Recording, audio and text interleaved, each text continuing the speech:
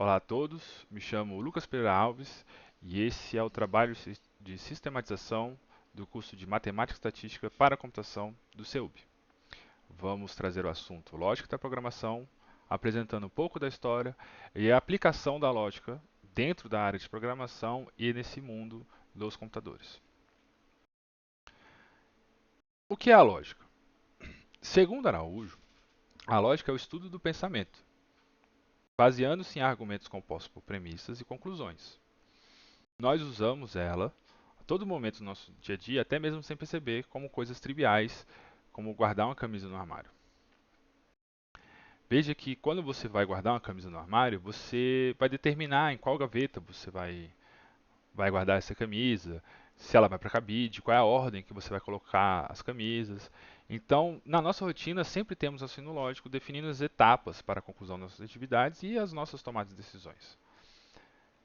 Então, mesmo parecendo simples, o uso do raciocínio lógico é bem complexo. Se a gente pensar na troca de um pneu, por exemplo, de um veículo, a gente vai ter uma série de passos que para realmente concluir essa tarefa.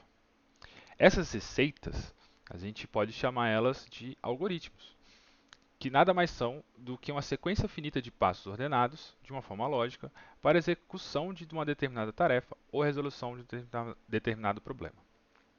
Então, vamos analisar a receita de uma troca de um pneu furado.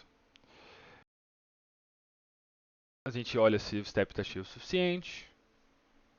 Ele estando cheio, pega o macaco no porta-malas, posiciona no lugar, suspende o carro, retira os parafusos, tira a roda com o pneu, coloca o step, parafusa-se, baixa o macaco, guarda ele no porta-malas, pega a roda, guarda no porta-malas, fecha o porta-malas, entra no carro, liga o carro e dirige até uma borracharia para efetuar a troca.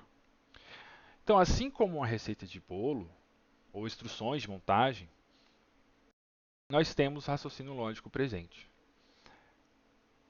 Quando esse raciocínio lógico falha, quer dizer que a premissa não é suficiente e é quase certo que não teremos a conclusão ou o alcance do objetivo como planejado.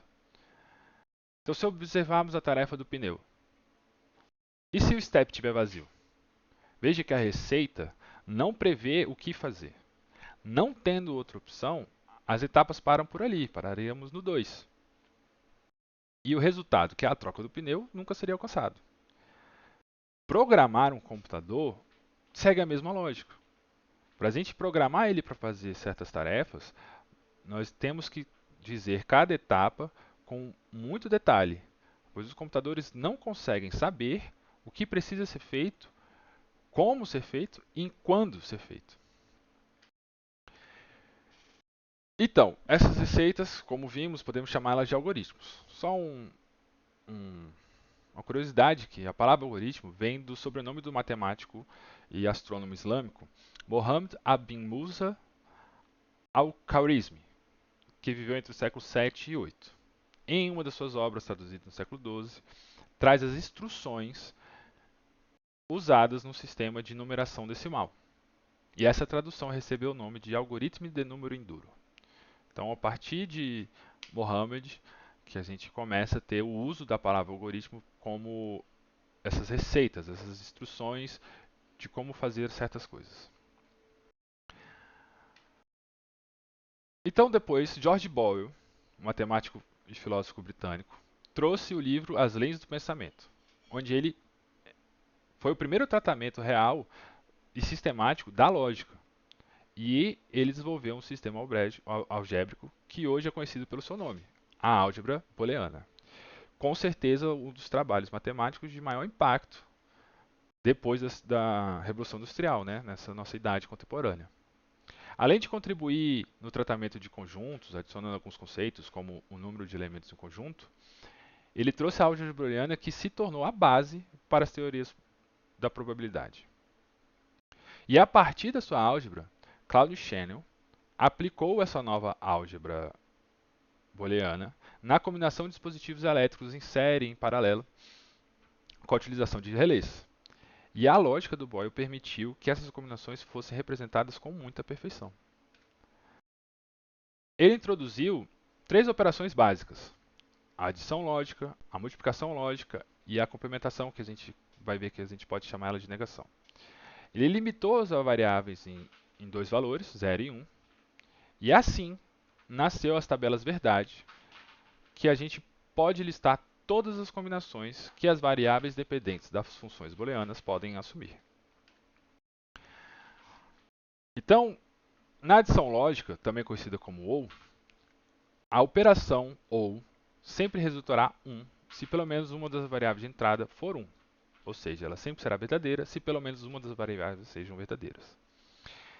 Essa adição tem como símbolo o mais, mas como não possui valores no intervalo dos números reais, dos números inteiros, né, de infinito a infinito, então é comum nas bibliografias a gente usar a notação V, esse V com uma grafia diferente. E sabendo que elas podem assumir somente valores 0 e 1, uma equação A mais B a gente consegue determinar todos os resultados, sendo 0 mais 0, 0, 0 mais 1, 1, 1 mais 0, 1 e 1 mais 1 também 1. Veja que o 1 mais 1 se torna 1 porque, como só pode ter valores de 0 até 1, então ele se torna o maior valor possível, que é 1. E assim a gente poderia dizer usando verdade, falso, verdadeiro. Se falso, falso, então falso. Se falso e verdadeiro, verdadeiro. Se verdadeiro e falso, verdadeiro. E se verdadeiro, verdadeiro, verdadeiro. Por outro lado, temos a multiplicação lógica, que é o inverso da adição na álgebra booleana. A sua anotação é feita por um V de cabeça para baixo, além dos símbolos de multiplicação, que a gente já conhece, e ela é determinada como a operação que sempre resultará zero se pelo menos uma das variáveis de entrada for zero. Ou seja, ela será falso se pelo menos uma das variáveis de entrada for falso. Então, 0 vezes 0, 0, 0 vezes 1, 0, 1 vezes 0, 0 e 1 vezes 1, 1. E a mesma coisa para o verdadeiro e falso. Se falso, falso, falso. Se falso, verdadeiro, falso. Se verdadeiro e falso, falso. E se verdadeiro, verdadeiro, verdadeiro. Por último, ele trouxe a complementação, que ela dispensa, né, um termo mais robusto de definição, porque ela é simplesmente um valor complementar ao qual a variável é apresentada. Como as variáveis só podem ser 1 e 0, então ela vai se tornar o valor contrário desse resultado. Por isso que a gente pode chamar de negação. E a sua notação é dada por esse L deitado, ao lado da variável, né, ou um travessão em cima da variável. Então, essa lógica booleana, por ter essas variáveis de barulho simples, um sistema robusto de operações e a possibilidade de determinar todos os seus possíveis resultados, ela é perfeita para ser representada em circuitos lógicos e portalógicos.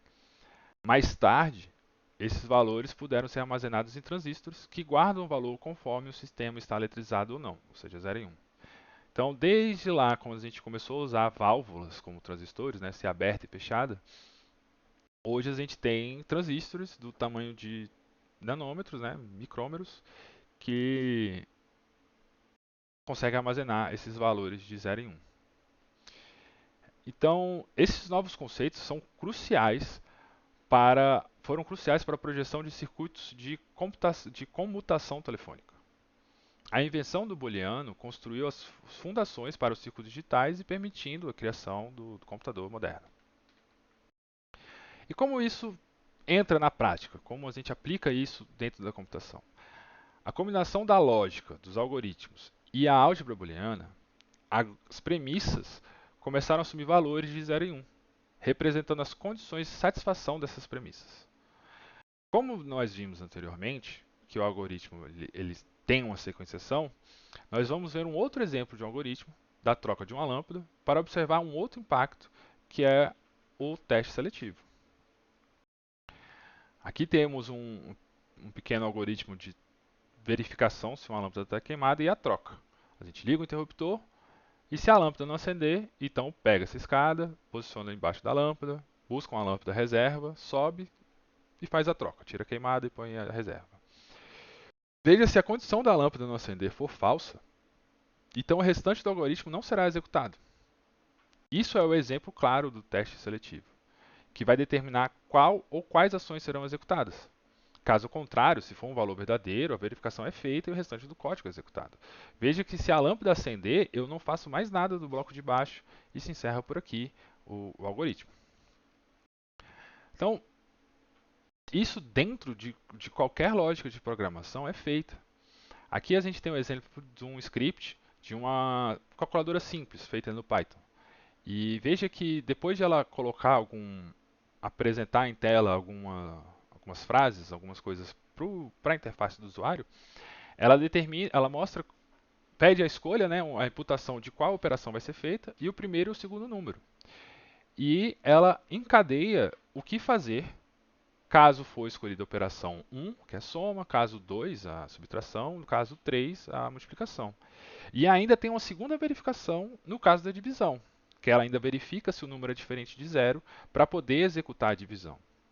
E caso esse número for igual a zero, ele manda um erro para a gente, dizendo que essa divisão por zero não é permitida.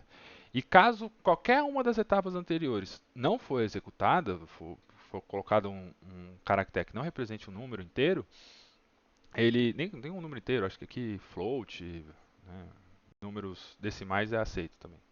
Ele vai dizer que a opção é inválida. Então, isso a todo momento a gente tem essas aplicações de verificações e de modelos, tanto para a parte estatística quanto em ferramentas do dia a dia, né? Aqui temos um exemplo de um modelo simples de filtro de spam, onde a gente determina aqui uns exemplos, rotulando esses exemplos, dizendo que eles são spam, que não são spams. O script vai pegar, vai dividir essas frases e vai trazer quais são as palavras que aparecem nos e-mails de spam e de não spam. Com a ajuda de um algoritmo estatístico, esse modelo aprende a probabilidade dessas palavras aparecerem e serem spam. Né? Determina um valor, um critério de avaliação e usa isso para calcular se os novos e-mails que vão chegar são spams ou não.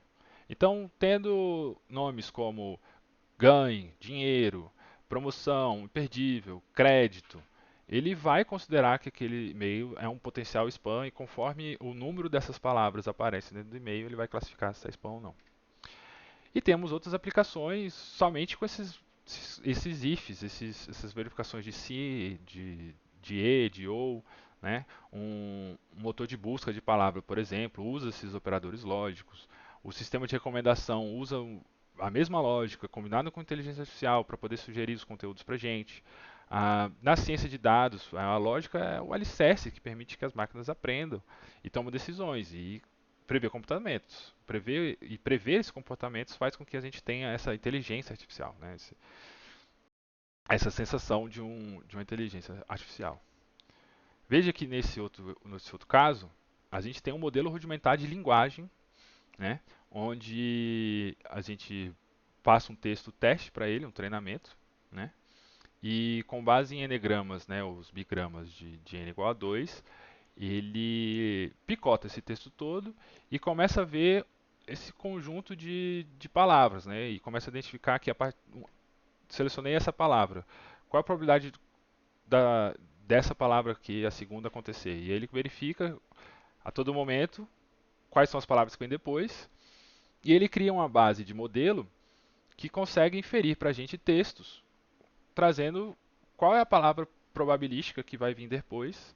E ele vai adicionando essas palavras até um tamanho definido, que a gente definia, ou então não tendo mais continuação, quando ele percebe que aquela palavra não tem outra palavra que vem depois. E a base do modelo estatístico de linguagem que as inteligências artificiais usam para se comunicar com a gente. Né? Veja então que a lógica, né, conecta a filosofia, a matemática e a tecnologia. E sem ela, de forma alguma, teríamos hoje a computação moderna. Desde Aristóteles, né, muitos anos antes de Cristo, passando por George Boyle no século, inclusive o Mohammed de atrás e depois o George Boyle, o Claude Shannon, até chegar na inteligência artificial de hoje, tudo é apoiado dentro da lógica. Então entender a lógica é aprender a pensar melhor, como diz o Boyle, né, e programar com clareza. A lógica é a matemática do pensamento. Obrigado a todos e encerra-se aqui a gravação.